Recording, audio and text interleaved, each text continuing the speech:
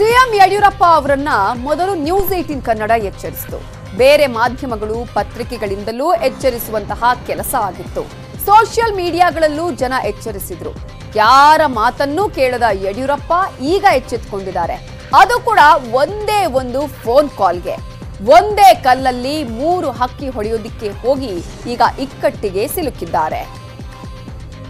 ವೀರಶೈವ ಲಿಂಗಾಯತ ವಿಷಯದಲ್ಲಿ ನಾನು ಅಮಿತ್ ಶಾ ಜೊತೆ ಮಾತನಾಡಿದೆ.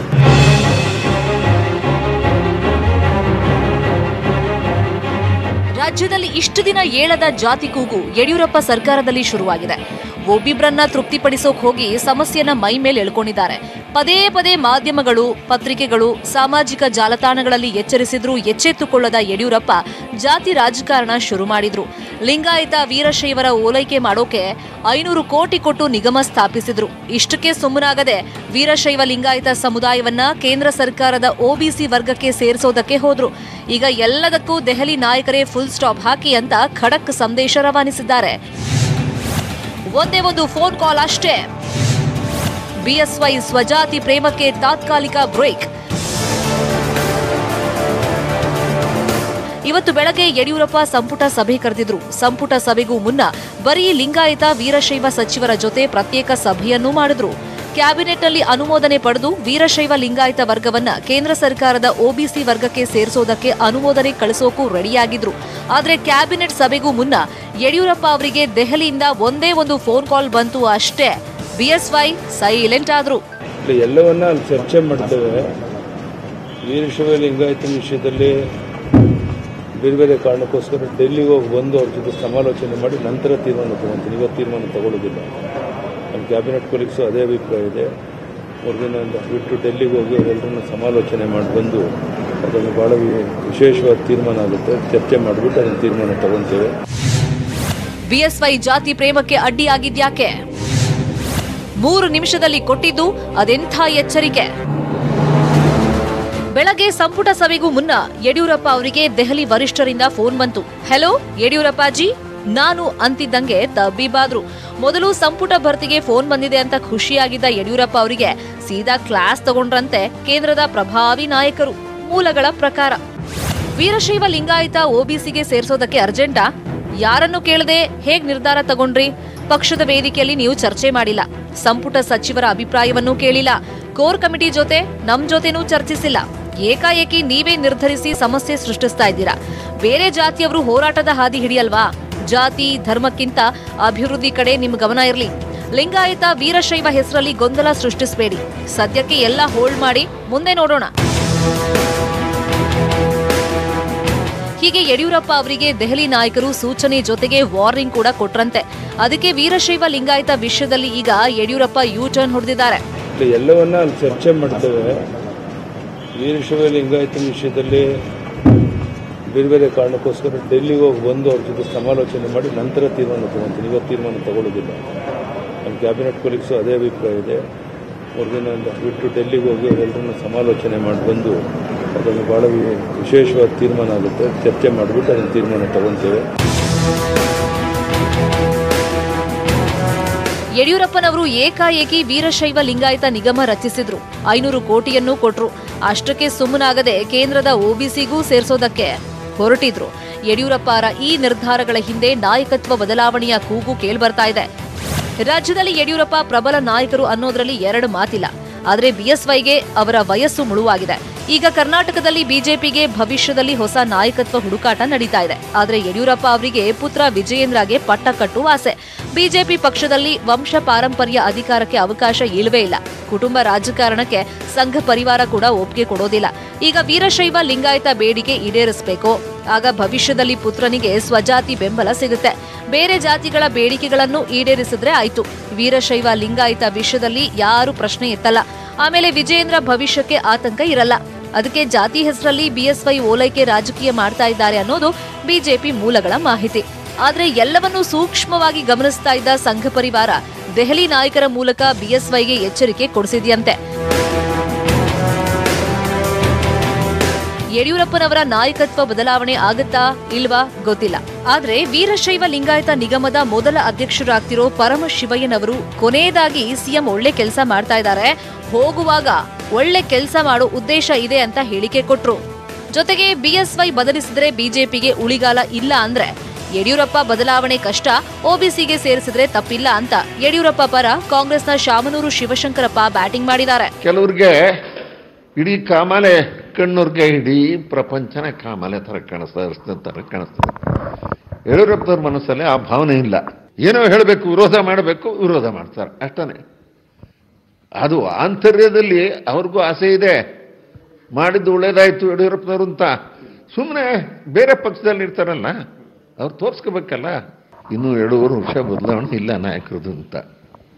ಒಂದು ಪಕ್ಷ ಹಾಗೇನಾದರೂ ಮಾಡಿದ್ರೆ ಮತ್ತೆ ಕರ್ನಾಟಕದಲ್ಲಿ ಬಿಜೆಪಿ ಬರೋದಿಲ್ಲ ಅಂತ ನಾನು ಸ್ಪಷ್ಟವಾಗಿ ಹೇಳಕ್ಕೆ ಇಷ್ಟಪಡ್ತೀನಿ. ಅಧಿಕಾರಕ್ಕೆ ಬರೋದಿಲ್ಲ. ಇವತ್ತೇನು ಕೇಂದ್ರದಲ್ಲಿ ಮೋದಿಯವರು ಇದ್ದಾರೋ, ಕರ್ನಾಟಕದಲ್ಲಿ ಯಡಿಯೂರಪ್ಪ. ಅದು ನಮ್ಮ ವೀರಶೈವ ಮಹಾಸಭಾದ ಬೇಡಿಕೆ ಇದೆ. ಅದು ಮಾಡಿದ್ರೆ ಭಾಳ ಒಳ್ಳೆಯದು.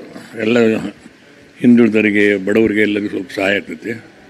ಅದು ನಮ್ಮ ಬೇಡಿಕೆ ಐತಿ, ಅದು ಈಡೇರಲಿ, ಸಂತೋಷ, ಒಳ್ಳೇದು. ಯಾಕೆ ನಮ್ಮ ಜಾತಿ ನಾವು ಮಾಡಬಾರ್ದು ಸಹಾಯನ ಮತ್ತೆ ಆಗಲಿ ಮಾಡ್ತಾರೆ. ಬದಲಾಗಲ್ಲ ಇರ್ತಾರೆ. ಜಾತಿ ವಿಷಯದಲ್ಲಿ ಯಡಿಯೂರಪ್ಪ ಓಲೈಕೆ ರಾಜಕಾರಣ ಇಷ್ಟಕ್ಕೆ ಮುಗಿದಿಲ್ಲ. ಮರಾಠಿಗರು, ಲಿಂಗಾಯತರು, ಒಕ್ಕಲಿಗರು ರೊಚ್ಚಿಗೆದ್ದಿದ್ದಾಯಿತು. ಇವತ್ತು ಬಿಎಸ್ವೈಗೆ ಕುರುಬ ಸಮುದಾಯದ ನಾಯಕರು, ನೇಕಾರ ಸಮುದಾಯದ ನಾಯಕರು, ಮಠಾಧೀಶರುಗಳು ನಮ್ಮ ಜಾತಿಗೂ ನಿಗಮ ಸ್ಥಾಪಿಸಿ ಅಂತ ಮನವಿ ಸಲ್ಲಿಸಿದ್ರು.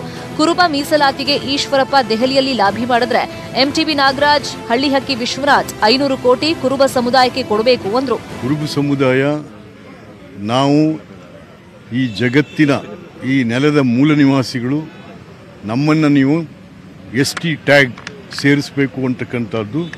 ಕುರುಬರ ಅಭಿವೃದ್ಧಿ ಪ್ರಾಧಿಕಾರವನ್ನು ಮಾಡಿ ನಮಗೂ ಕೂಡ 500 ಕೋಟಿ ರೂಪಾಯಿಗಳನ್ನ ನೀವು ಮೀಸಲಿಡಬೇಕಾಗಿಯೂ ಕೂಡ ಆಗಬೇಕು ಅಂತಕ್ಕಂಥದ್ದು. ಎಲ್ಲ ನಮ್ಮ ಸಮುದಾಯ ಮುಖಂಡರುಗಳು ಸೇರಿ ಇವತ್ತು ಕುರುಬ ಸಮುದಾಯನ STಗೆ ಸೇರಿಸಲಿಕ್ಕೆ ಕೇಂದ್ರ ಸರ್ಕಾರಕ್ಕೆ ಶಿಫಾರಸು ಮಾಡಲಿಕ್ಕೆ ಇವತ್ತು ಮನವಿಯನ್ನು ಕೊಟ್ಟಿದ್ದಾರೆ. ನಮಗೂ ಕೂಡ ಒಂದು ನಿಗಮದ ಸ್ಥಾಪನೆ ಮಾಡಿ ನಮಗೂ ಒಂದು 500 ಕೋಟಿ ರೂಪಾಯಿ ಹಣ ನಮ್ಮ ಸಮುದಾಯಕ್ಕೆ ಕೊಡಬೇಕು ಅನ್ನೋ ಮನವಿಯನ್ನು ನಾವು ಕೊಟ್ಟಿದ್ದೇವೆ. ಕುರುಬ ಸಮುದಾಯವನ್ನು STಗೆ ಸೇರಿಸಬೇಕು ಅನ್ನುವಂತಹ ಬೇಡಿಕೆಯನ್ನು ಇಟ್ಕೊಂಡು ದೆಹಲಿಗೆ ಹೋಗಿದ್ವಿ. ದೆಹಲಿಗೆ ಸಂಬಂಧಪಟ್ಟಂತಹ ಮಂತ್ರಿಗಳಿಗೆ, ಸಂಬಂಧಪಟ್ಟಂತಹ ಇಲಾಖೆಯವರಿಗೆ ಮನವಿಯನ್ನು ಸಮರ್ಪಣೆ ಮಾಡಿ ಇವತ್ತು ಮಾನ್ಯ ಮುಖ್ಯಮಂತ್ರಿಗಳಿಗೂ ಕೂಡ ST ಕುರುಬ ಸಮುದಾಯವನ್ನು STಗೆ ಸೇರಿಸಬೇಕು ಅನ್ನುವಂತಹ ಮನವಿಯನ್ನು ನಾವು ಕೊಟ್ಟಿದ್ದೇವೆ. ಮಾನ್ಯ ಮುಖ್ಯಮಂತ್ರಿಗಳು ಕೂಡ ಸಕಾರಾತ್ಮಕವಾಗಿ ಸ್ಪಂದಿಸಿದ್ದಾರೆ. ನೇಕಾರ ಸಮುದಾಯಗಳಿಗೋಸ್ಕರವಾಗಿ ನೇಕಾರ ಅಭಿವೃದ್ಧಿ ನಿಗಮವನ್ನು ಮಾಡಬೇಕಂತೇಳಿ ಒತ್ತಾಯಿಸಿ ಅವರಿಗೆ ಮನವಿಯನ್ನು ಕೊಟ್ಟಿದ್ದೇವೆ. ಅದರ ಜೊತೆಗೆ ಹಿಂದುಳಿದ ವರ್ಗದ ಆಯೋಗದಲ್ಲಿ ನಮ್ಮ ನೇಕಾರ ಸಮುದಾಯಕ್ಕೂ ಕೂಡ 1-2 ಪ್ರಾತಿನಿಧ್ಯವನ್ನು ಕೂಡ ಕೊಡಬೇಕಂತೇಳಿ ನಾವು ಅವರಿಗೆಲ್ಲ ಒತ್ತಾಯ ಮಾಡಿದ್ದೇವೆ. ಅದಕ್ಕೋಸ್ಕರವಾಗಿ ಅದಕ್ಕೆ ಪ್ರತಿಕ್ರಿಯೆಯಾಗಿ ಇದನ್ನು ಗಂಭೀರವಾಗಿ ವಿಚಾರಿಸ್ತೀವಿ ಮತ್ತು ತಾತ್ವಿಕವಾಗಿರ್ತಕ್ಕಂಥ ಒಪ್ಪಿಗೆಯನ್ನು ಕೂಡ ಮಾನ್ಯ ಮುಖ್ಯಮಂತ್ರಿಗಳು ನಮಗೆಲ್ಲ ನೇಕಾರ ಸ್ವಾಮೀಜಿಗಳು ಮತ್ತು ಮುಖಂಡರಾದಿಯಾರಿಗೆ ಎಲ್ಲರಿಗೂ ಕೊಟ್ಟಿದ್ದಾರೆ. ದೆಹಲಿ ಮಟ್ಟದಲ್ಲೇ ಒತ್ತಡ ಹಾಕಲು ಸ್ಕೆಚ್. 17 ತಿಂಗಳ ಬಳಿಕ ಫಸ್ಟ್ ಟೈಮ್ ಸಂಸದರ ಸಭೆ. ಯಡಿಯೂರಪ್ಪರ ಸ್ಟ್ರಾಟಜಿಗಳಲ್ಲಿ ಇದು ಒಂದು ಅನ್ಸುತ್ತೆ. ಯಾಕಂದ್ರೆ ಮುಖ್ಯಮಂತ್ರಿಗಳಾಗಿ 17 ತಿಂಗಳಾಯಿತು, ಒಂದು ಸಲವೂ ಸಂಸದರ ಸಭೆ ಕರೆದಿರಲಿಲ್ಲ. ನೆಲ, ಜಲ, ಭಾಷೆ ವಿಷಯದಲ್ಲಿ, ಪರಿಹಾರದ ವಿಷಯದಲ್ಲಿ ಒಂದ್ಸಲಾನು ಕೇಂದ್ರದ ಮೇಲೆ ಸಂಸದರ ಕಡೆಯಿಂದ ಒತ್ತಡ ಹಾಕ್ಸಿರ್ಲಿಲ್ಲ. ಆದ್ರೆ ಇವತ್ತು ಏಕಾಏಕಿ ಸಂಸದರ ಸಭೆ ಕರೆದ್ರು. ಆದ್ರೆ 27 ಸಂಸದರಲ್ಲಿ ಬಂದಿದ್ದು ಬರೀ 11 ಸಂಸದರು ಮಾತ್ರ. ನಾಯಕತ್ವ ಬದಲಾವಣೆ ಕೂಗನ್ನ ತಣ್ಣಗಾಗಿಸಬೇಕು, ಪ್ರತ್ಯೇಕ ಟೀಮ್ ಕಟ್ಟುವವರನ್ನ ಮಟ್ಟ ಹಾಕಬೇಕು, BL ಸಂತೋಷ್ ಟೀಮ್ ಮೇಲೆ ನಿಗಾ ಇಡಬೇಕು, ರಮೇಶ್ ಜಾರಕಿಹೊಳಿ ಟೀಮ್ ಮೇಲೂ ಕಣ್ಣಿಡಬೇಕು. ಎಲ್ಲದರ ಜೊತೆ ವಿಜಯೇಂದ್ರಗೆ ದೆಹಲಿ ಬೆಂಬಲ ಸಿಗಬೇಕು. ಅದಕ್ಕೆ ಅಭಿವೃದ್ಧಿ ಹೆಸರಲ್ಲಿ ಸಂಸದರಿಗೆ ಅನುದಾನ ಕೊಡೋದು, ಕೇಂದ್ರದಿಂದ ಪರಿಹಾರ ಕೇಳೋ ಮೂಲಕ ಒತ್ತಡ ಹಾಕುವ ಉದ್ದೇಶದಿಂದ ಸಂಸದರ ಜೊತೆ ಇವತ್ತು ಸಭೆ ಮಾಡಿದ್ರು ಅನ್ನೋದು ಮತ್ತೊಂದು ಸುದ್ದಿ. ಯಡಿಯೂರಪ್ಪನವರು ಯಾವಾಗ ಮರಾಠ ಅಭಿವೃದ್ಧಿ ಪ್ರಾಧಿಕಾರ ಸ್ಥಾಪಿಸಿದ್ರೋ ಅವಾಗ, ಯಾವಾಗ ವೀರಶೈವ ಲಿಂಗಾಯತ ನಿಗಮ ಸ್ಥಾಪಿಸಿದ್ರೋ ಆಗ್ಲೇ ಎಚ್ಚರಿಸಿದ್ವಿ. ಆದ್ರೆ ಯಡಿಯೂರಪ್ಪ ಕೇಳಿಲ್ಲ. ಈಗ ಶಂಕದಿಂದಲೇ ತೀರ್ಥ ಸಿಕ್ಕಿದೆ. ಜಾತಿ ರಾಜಕೀಯಕ್ಕೆ ಇಲ್ಲಿಗೆ ಬ್ರೇಕ್ ಹಾಕ್ತಾರಾ, ಇಲ್ಲ ಮತ್ತೆ ಹೊಸ ರಾಜಕೀಯ ಆಟ ಶುರು ಮಾಡ್ತಾರಾ ಅನ್ನೋದಕ್ಕೆ ಕಾಲವೇ ಉತ್ತರಿಸುತ್ತೆ. Bureau report, news 18 Kannada. ಮಂತ್ರಿ ಆಗುವವರ ಕನಸಿಗೆ ಮತ್ತೆ ವಿಘ್ನ ಎದುರಾಗಿದೆ. ಮಂತ್ರಿ ಸ್ಥಾನಕ್ಕೆ ಲಾಬಿ ಮಾಡೋರಿಗೆಲ್ಲ ಹೈಕಮಾಂಡ್ ಸಂದೇಶ ರವಾನಿಸಿದೆ. ಇದು ಯಡಿಯೂರಪ್ಪ ಅವರಿಗೆ ಶಾಕ್ ಮೇಲೆ ಶಾಕ್ ಕೊಟ್ಟು ಇಕ್ಕಟ್ಟಿಗೆ ಸಿಲುಕಿಸಿದೆ. ಬೆಂಗಳೂರು ಟು ದೆಹಲಿ, ದೆಹಲಿ ಟು ಬೆಂಗಳೂರು ಕುರ್ಚಿ ಹಗ್ಗ ಜಗ್ಗಾಟದ ಕತೆ ನಿಮ್ಮ ಮುಂದೆ. ಮಂತ್ರಿ ಆಗುವವರ ಕನಸಿಗೆ ಮತ್ತೆ ವಿಘ್ನ. ಮುಂದಿನ ವಾರದವರೆಗೂ ಸಂಕಟ ವಿಸ್ತರಣೆ. ಯಡಿಯೂರಪ್ಪನವರು 3 ವಾರದಿಂದ 2 ದಿನ 3 ದಿನ ಅಂತ ಹೇಳ್ತಾನೆ ಇದ್ದಾರೆ. ದೆಹಲಿ ನಾಯಕರು ಸಂಪುಟ ಸರ್ಜರಿಯನ್ನ ಮುಂದಕ್ಕೆ ಹಾಕ್ತಾನೆ ಇದ್ದಾರೆ. ಇವತ್ತು ಸಂಜೆಯೊಳಗೆ ದೆಹಲಿ ನಾಯಕರು ಸಂಪುಟ ವಿಸ್ತರಣೆಯೋ ಪುನರ್ರಚನೆಯೋ ಹೇಳ್ತಾರೆ. ಶುಭ ಶುಕ್ರವಾರ ಇವತ್ತೇ ಹೊಸ ಮಂತ್ರಿಗಳು ಪ್ರಮಾಣ ವಚನ ಸ್ವೀಕರಿಸ್ತಾರೆ ಅಂತ ಕನಸು ಕಾಣ್ತಿದ್ರು. ಆದ್ರೆ ಅಮಿತ್ ಶಾ ಅವರು 2-3 ದಿನದಲ್ಲಿ ಹೇಳ್ತೀವಿ ಅಂತ ಯಡಿಯೂರಪ್ಪರಿಗೆ ಹೇಳಿದ್ದಾರೆ. ಬೇರೆ ಬೇರೆ ಕಾರಣಕ್ಕೋಸ್ಕರ ಡೆಲ್ಲಿಗೆ ಹೋಗಿ ಬಂದು ಅವ್ರ ಜೊತೆ ಸಮಾಲೋಚನೆ ಮಾಡಿ ನಂತರ ತೀರ್ಮಾನ ತಗೊಂತೀನಿ. ಇವತ್ತು ತೀರ್ಮಾನ ತಗೊಳ್ಳೋದಿಲ್ಲ. ನಮ್ಮ ಕ್ಯಾಬಿನೆಟ್ ಕೊಲೀಗ್ಸು ಅದೇ ಅಭಿಪ್ರಾಯ ಇದೆ. ಇನ್ನೊಂದು 2-3 ಡೇಸಲ್ಲಿ ಆಗುತ್ತೆ. ಈಗ ತಾನೇ ನಾನು ಅಮಿತ್ ಶಾ ಜೊತೆ ಮಾತನಾಡಿದೆ, ಕಳಿಸ್ಕೊಡ್ತೇನೆ. ಯಡಿಯೂರಪ್ಪನವರು ಸಂಪುಟ ಪುನರ್ರಚನೆಗೆ ಮುಂದಾಗಿದ್ರೆ ಇನ್ನೊಂದೆಡೆ ಸಿಪಿ ಯೋಗೇಶ್ವರ್ಗೆ ಮಂತ್ರಿ ಸ್ಥಾನ ಕೊಡಬಾರದು. ಕೆಲವು ಮೂಲ ಬಿಜೆಪಿ ಸಚಿವರು, ಅದರಲ್ಲೂ BL ಸಂತೋಷ್ ಅತ್ಯಾಪ್ತರನ್ನೆಲ್ಲ ಮಂತ್ರಿ ಸ್ಥಾನದಿಂದ ತೆಗೆಯೋ ಪ್ಲಾನ್ ಮಾಡಿದ್ರು. ಆದ್ರೆ ಯಡಿಯೂರಪ್ಪನವರು ಯಾರ್ಯಾರನ್ನ ಬೇಡ ಅಂತಿದ್ದಾರೋ ಅವರೆಲ್ಲ ಇವತ್ತು BL ಸಂತೋಷ್ ಅವರನ್ನ ಸಾಲು ಸಾಲಾಗಿ ಭೇಟಿ ಮಾಡಿದ್ದಾರೆ.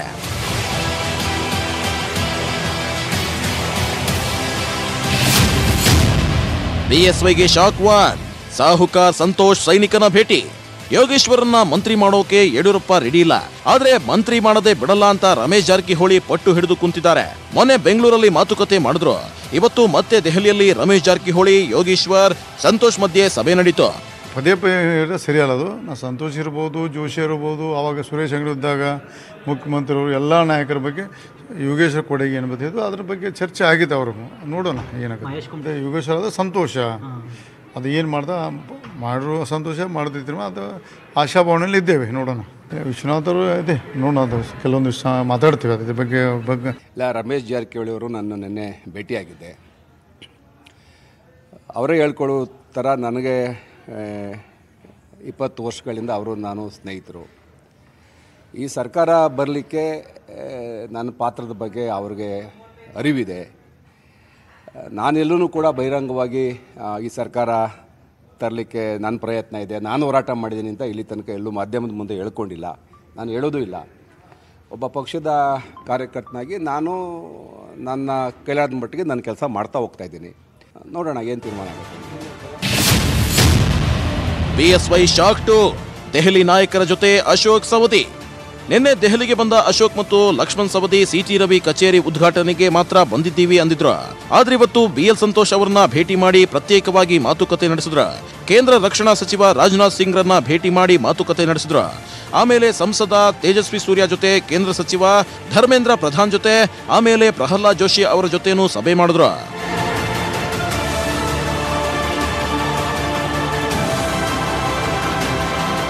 ಸಂಪುಟ ಪುನರ್ರಚನೆ ಆದ್ರೆ ಒಕ್ಕಲಿಗ ನಾಯಕ ಅಶ್ವಥ್ ನಾರಾಯಣರ ಪ್ರಾಬಲ್ಯ ಹೆಚ್ಚಾಗಬೇಕು. ಅದಕ್ಕೆ ಅಶೋಕ್ ಅವರ ಕುರ್ಚಿಗೂ ಕಂಟಕ ಇದೆ ಅನ್ನೋ ಮಾತುಗಳು ಕೇಳಿ ಬರ್ತಿದೆ. ಇನ್ನೊಂದ್ ಕಡೆ ಲಕ್ಷ್ಮಣ್ ಸವದಿ ಅವರ ಉಪಮುಖ್ಯಮಂತ್ರಿ ಕುರ್ಚಿಗೂ ಕಂಟಕ ಇದೆ ಅನ್ನೋ ಸುದ್ದಿ ಇದೆ. ಹಾಗಾಗಿ ಕುರ್ಚಿ ಭದ್ರ ಮಾಡ್ಕೊಳ್ಳೋಕೆ ಅಶೋಕ್ ಸವದಿ ಕೇಂದ್ರ ನಾಯಕರನ್ನ ಸರಣಿ ಭೇಟಿ ಮಾಡಿದ್ದಾರೆ ಅನ್ನೋ ಮಾತುಗಳು ಕೇಳಿ ಬರ್ತಿದೆ.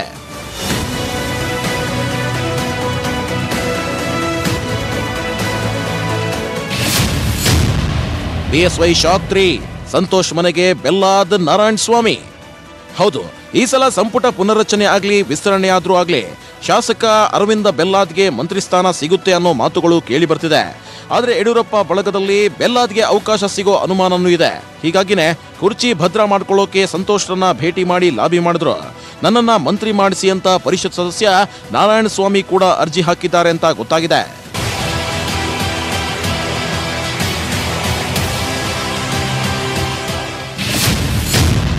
BSY shock 4.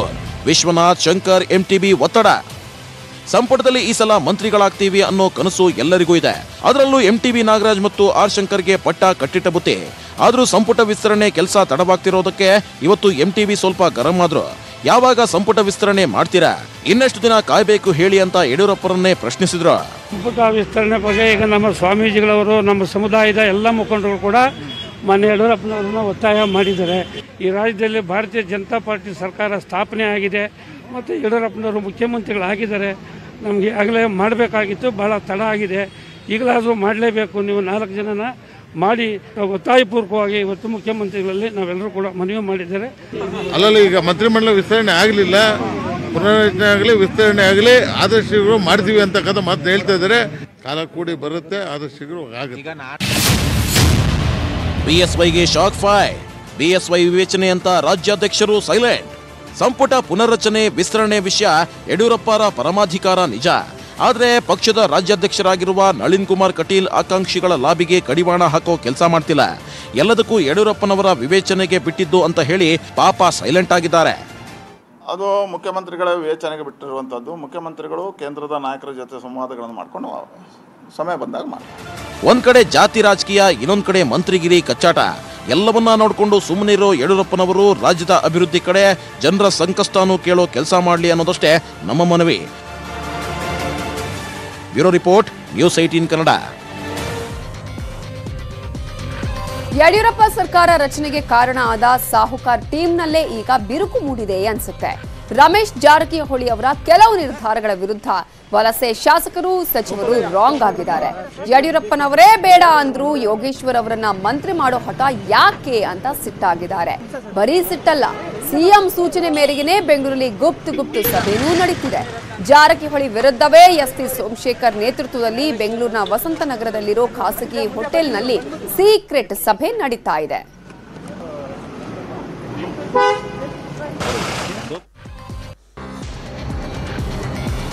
ಸರ್ಕಾರ ವರ್ಸಸ್ ಖಾಸಗಿ ಶಾಲೆಗಳ ನಡುವಿನ ಸಭೆಯಲ್ಲಿ ಇವತ್ತು ಯಾವ ಮಹತ್ವದ ನಿರ್ಧಾರ ತೆಗೆದುಕೊಳ್ಳಲಾಯಿತು ಅನ್ನೋದನ್ನ ನೋಡೋಣ ಬ್ರೇಕ್ ಆದ್ಮೇಲೆ.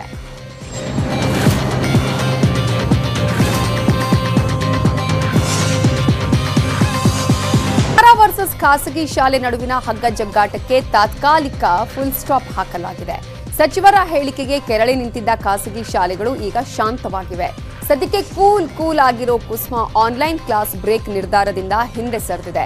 ಈ ಬಗ್ಗೆ ಕಂಪ್ಲೀಟ್ ರಿಪೋರ್ಟ್ ಇಲ್ಲಿದೆ. ಶಾಲೆಗಳು ಮಕ್ಕಳನ್ನ ಮುಂದಿನ ಕ್ಲಾಸ್ಗೆ ಪಾಸ್ ಮಾಡೋದಿಲ್ಲ, ನಾವು ಅಂತ ನಿರ್ಧಾರ ತಗೊಳಕ್ಕಾಗೋದಿಲ್ಲ. 30ನೇ ತಾರೀಕಿಂದ ಇಡಿಗಾಸು ಕಟ್ಟಿಲ್ಲ ಅಂತವರ ಆನ್ಲೈನ್ ಸ್ಥಗಿತ ಮಾಡ್ತೇವೆ. ಫೀಸ್ ಕಟ್ಟಿದ್ರೆ ಆನ್ಲೈನ್ ಕ್ಲಾಸ್ ಬಂದ್. ಶುಲ್ಕ ಕಟ್ಟದ ಮಕ್ಕಳ ಭವಿಷ್ಯ ಏನಾಗುತ್ತೆ? ಖಾಸಗಿ ಶಾಲೆಗಳು ನಾವು ಫೀಸ್ ಕಟ್ಟಿಲ್ಲ ಅಂತ ನಮ್ಮ ಮಕ್ಕಳ ಆನ್ಲೈನ್ ಕ್ಲಾಸ್ಗೆ ಬ್ರೇಕ್ ಹಾಕ್ಬಿಡ್ತಾವ. ಹೀಗೆ ಹಲವು ಆತಂಕ ಖಾಸಗಿ ಶಾಲಾ ಮಕ್ಕಳ ಪೋಷಕರನ್ನ ಕಾಡ್ತಿತ್ತು. ಈ ಬಾರಿ ಶಾಲೆ ನಡೆಯದಿದ್ರೂ ಆನ್ಲೈನ್ ಕ್ಲಾಸ್ ಮಾಡ್ತಿದ್ದೀವಿ, ಹೀಗಾಗಿ ಫೀಸ್ ಕಟ್ಟದ ಮಕ್ಕಳ ಆನ್ಲೈನ್ ಕ್ಲಾಸ್ ಅನ್ನ ನವೆಂಬರ್ 30ನೇ ತಾರೀಕಿನಿಂದ ನಿಲ್ಲಿಸ್ಬಿಡ್ತೀವಿ ಅಂತ ಖಾಸಗಿ ಶಾಲೆಗಳು ಕೂಗು ಹಾಕಿದ್ವು. ಪೋಷಕರಿಗಿದ್ದ ಆತಂಕಕ್ಕೆ ಬ್ರೇಕ್ ಹಾಕಿದೆ ಶಿಕ್ಷಣ ಇಲಾಖೆ. ಅವರು ಈಗ ಸದ್ಯಕ್ಕೆ ಸ್ಥಗಿತಗೊಳಿಸೋದಿಲ್ಲ, ಮುಂದುವರಿಸಲಾಗುವುದು. ಸುಮಾರು ದೀರ್ಘಕಾಲ ಚರ್ಚೆ ಆಯಿತು, ಆನ್ಲೈನ್ ಸ್ಥಗಿತ ಮಾಡೋದಿಲ್ಲ. ಆನ್ಲೈನ್ ಕ್ಲಾಸ್ ಬಂದ್, ಎಚ್ಚರಿಕೆಗೆ ಬ್ರೇಕ್. ಖಾಸಗಿ ಶಾಲಾ ಒಕ್ಕೂಟ, ಸರ್ಕಾರದ ಸಭೆ ಸಕ್ಸಸ್. ಸರ್ಕಾರದ ವಿರುದ್ಧ ಸೆಡ್ಡು ಹೊಡೆದಿದ್ದ ಖಾಸಗಿ ಶಾಲೆ ಒಕ್ಕೂಟ ಇಂದು ಸಾರ್ವಜನಿಕ ಶಿಕ್ಷಣ ಇಲಾಖೆ ಸುದೀರ್ಘ ಸಭೆ ಮಾಡಿತು. ಆಯುಕ್ತ ವಿ ಅನ್ಬುಕುಮಾರ್ ನಡೆಸಿದ ಸಭೆ ಸಕ್ಸಸ್ ಕಂಡಿದೆ. ಫೀಸ್ ಕಟ್ಟದ ಮಕ್ಕಳ ಆನ್ಲೈನ್ ಕ್ಲಾಸ್ ಬಂದ್ ಮಾಡದಂತೆ ಸೂಚಿಸಿದ್ದು, ಇದಕ್ಕೆ ಸಮ್ಮತಿ ಸಿಕ್ಕಿದೆ. ಅವರು ಈಗ ಸದ್ಯಕ್ಕೆ ಸ್ಥಗಿತಗೊಳಿಸೋದಿಲ್ಲ, ಮುಂದುವರಿಸಲಾಗುವುದು. ಯಾವುದೇ ಕಾರಣಕ್ಕೆ ಸ್ಟೂಡೆಂಟ್ಸ್ಗೆ ತೊಂದರೆ ಆಗದೆ ನಾವು ಪಾಠ ಮಾಡಲಿಕ್ಕೆ ಮುಂದೆ ಬಂದಿದ್ದೀವಿ ಎಂದು ಅವರು ಹೇಳಿದ್ದಾರೆ. ಆನ್ಲೈನ್ ಕ್ಲಾಸ್ ಬಂದ್ ಆದ್ರೆ ಮಕ್ಕಳಿಗೆ ತೊಂದರೆ ಆಗುತ್ತೆ, ನಿಮ್ಮ ಮನವಿಯನ್ನ ಸರ್ಕಾರಕ್ಕೆ ತಿಳಿಸ್ತೇನೆ ಅಂತ ಆಯುಕ್ತರು ಹೇಳಿದ್ದಾರೆ. ಇದಕ್ಕೆ ತಲೆದೂಗಿದ ಖಾಸಗಿ ಶಾಲೆ ಒಕ್ಕೂಟ, ಸದ್ಯಕ್ಕೆ ಎಲ್ಲರಿಗೂ ಆನ್ಲೈನ್ ಶಿಕ್ಷಣ ಕೊಡ್ತೇವೆ, ಫೀಸ್ ಕಟ್ಟಿದವರಿಗೆ ಕೆಲ ದಿನಗಳ ಕಾಲ ಟೈಮ್ ಕೊಡ್ತೀವಿ, ಕನಿಷ್ಠ ಶುಲ್ಕವನ್ನ ಕಟ್ಟಿ ಅಂತ ಹೇಳ್ತೀವಿ. ನಮಗೂ ಕೂಡ ಶಿಕ್ಷಕರ ಸಂಬಳ, ಖರ್ಚು ವೆಚ್ಚ, ಲೋನ್ ಸೇರಿದಂತೆ ಹಲವು ಸಮಸ್ಯೆಗಳಿವೆ. ಹೀಗಾಗಿ ಕೆಲ ದಿನಗಳವರೆಗೂ ಕಾದು ನೋಡೋದಾಗಿ ಹೇಳಿದ್ದು, ಸದ್ಯಕ್ಕೆ ಆನ್ಲೈನ್ ಕ್ಲಾಸ್ಗೆ ಬ್ರೇಕ್ ಹಾಕೋ ನಿರ್ಧಾರದಿಂದ ಹಿಂದೆ ಸರಿದಿದ್ದಾರೆ. ಸದ್ಯಕ್ಕೆ ಆನ್ಲೈನ್ ನಡೆಸ್ತೇವೆ, ಆದರೆ ಶುಲ್ಕ ಕಟ್ಟದೇ ಇದ್ದವರಿಗೂ ಒಂದು ಕಾಲಾವಕಾಶ ಕೇಳಿದ್ದಾರೆ ಸರ್ಕಾರ ಕೂಡ. ಅವರಿಗೂ ಅರ್ಥ ಮಾಡಿಸೋದಕ್ಕೆ ಆ ಕಾಲಾವಕಾಶ ಇನ್ನೊಂದು 15 ದಿನ ಆಗ್ಬೋದು, ಒಂದು ತಿಂಗಳಾಗ್ಬೋದು. ಸರ್ಕಾರ 15 ದಿನದೊಳಗೆ ಭರವಸೆ ಪೂರೈಸಬೇಕು, ಇಲ್ಲವಾದ್ರೆ ಮುಂದಿನ ನಿರ್ಧಾರ ತೆಗೆದುಕೊಳ್ತೀವಿ. ಸದ್ಯಕ್ಕೇನೋ ಆನ್ಲೈನ್ ಕ್ಲಾಸ್ ನಿಲ್ಲಲ್ಲ. ಆದ್ರೆ ಸರ್ಕಾರ 15 ದಿನದೊಳಗಾಗಿ ಶಾಲಾ ಪೋಷಕರಿಗೆ ಫೀಸ್ ಕಟ್ಟುವ ಬಗ್ಗೆ, ಬಾಕಿ ಫೀಸ್ ಪಾವತಿಸುವ ಬಗ್ಗೆ ಸೂಚನೆ ನೀಡಬೇಕು. ಹಾಗೂ ಮಕ್ಕಳು ಶಿಕ್ಷಣ ಹಕ್ಕಿನಿಂದ ವಂಚಿತರಾಗದಂತೆ ಗೊಂದಲಗಳನ್ನ ಸರಿಪಡಿಸಬೇಕು. ಇಲ್ಲದಿದ್ದರೆ 15 ದಿನಗಳ ನಂತರ ಮತ್ತೆ ನಾವು ಸಭೆ ಮಾಡಿ ಹೋರಾಟ ಮುಂದುವರಿಸುವ ಬಗ್ಗೆ ನಿರ್ಧಾರ ಕೈಗೊಳ್ಳುತ್ತೀವಿ ಅಂತ ಖಾಸಗಿ ಶಾಲಾ ಒಕ್ಕೂಟ ಎಚ್ಚರಿಕೆಯ ಧ್ವನಿ ಎತ್ತಿದೆ. ಸೊ ಫೀಸ್ ಕಟ್ಟದ ಮಕ್ಕಳ ಆನ್ಲೈನ್ ಕ್ಲಾಸ್ಗೆ ಬ್ರೇಕ್ ಅನ್ನೋ ವಿಚಾರಕ್ಕೆ ಅಲ್ಪ ವಿರಾಮ ಬಿದ್ದಿದೆ ಅಷ್ಟೇ. ಒಂದ್ ವೇಳೆ ಸರ್ಕಾರ 15 ದಿನಗಳ ಒಳಗಾಗಿ ಫೀಸ್ ಕಟ್ಟದ ಪೋಷಕರಿಗೆ ಸೂಚನೆ ನೀಡದಿದ್ರೆ ಮತ್ತೆ ಆನ್ಲೈನ್ ಕ್ಲಾಸ್ ಬಂದ್ ಆಗೋ ಸಾಧ್ಯತೆಯನ್ನ ತಳ್ಳಿ ಹಾಕುವಂತಿಲ್ಲ. ಸೌಮ್ಯ ಕಳಸ, ನ್ಯೂಸ್ 18 ಕನ್ನಡ, ಬೆಂಗಳೂರು. ಅಗ್ರ ರಾಷ್ಟ್ರೀಯ ವಾರ್ತೆ ಮುಂದುವರಿಯುತ್ತೆ ಬ್ರೇಕ್ ಆದ್ಮೇಲೆ.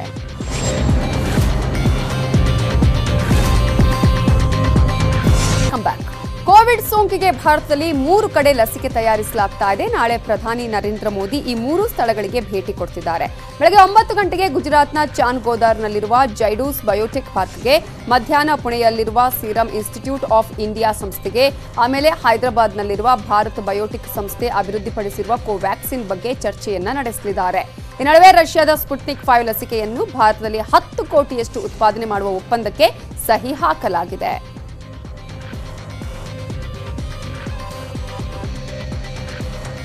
Nippon Paint Atom Fibra, the power of 5 presents top 5 news of the hour.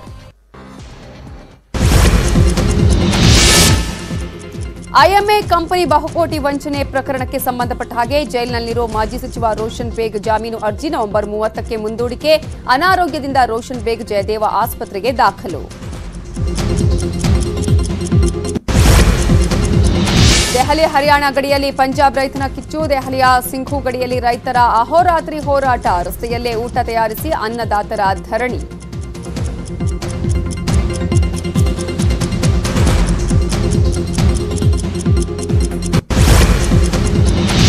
ರಾಜ್ಯದಲ್ಲಿ ಇವತ್ತು 1526 ಹೊಸ ಕೊರೋನಾ ಕೇಸ್ ಪತ್ತೆ. ಇವತ್ತು 12 ಮಂದಿ ಕೊರೋನಾಗೆ ಸಾವು. ಸೋಂಕಿತರ ಸಂಖ್ಯೆ ಈ ಮೂಲಕ 8,81,086ಕ್ಕೆ ಏರಿಕೆಯಾಗಿದೆ.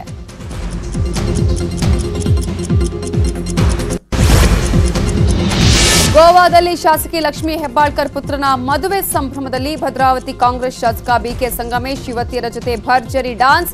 ಡಿಜೆ ಹಾಡಿಗೆ ಯುವತಿಯೊಂದಿಗೆ ಕುಣಿದು ಕುಪ್ಪಳಿಸಿದ ಶಾಸಕ Sangamesh.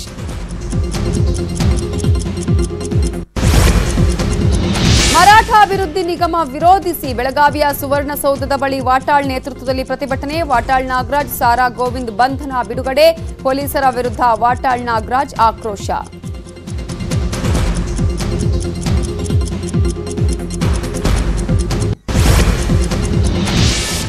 Top 5 news of the hour presented by Nippon Paint Atom Fibra, the power of 5. ಇದು ಇವತ್ತಿನ ಅಗ್ರ ರಾಷ್ಟ್ರೀಯ ವಾರ್ತೆ. ಈಗ ಬಿಗ್ ಸ್ಟೋರಿ ಪ್ರಸಾರವಾಗುತ್ತೆ, ತಪ್ಪದೆ ನೋಡಿ. ನೋಡ್ತಾ ಇರಿ ನ್ಯೂಸ್ 18 ಕನ್ನಡ. ಜಾಲ ನಮ್ಮದು, ಬಲ ನಿಮ್ಮದು.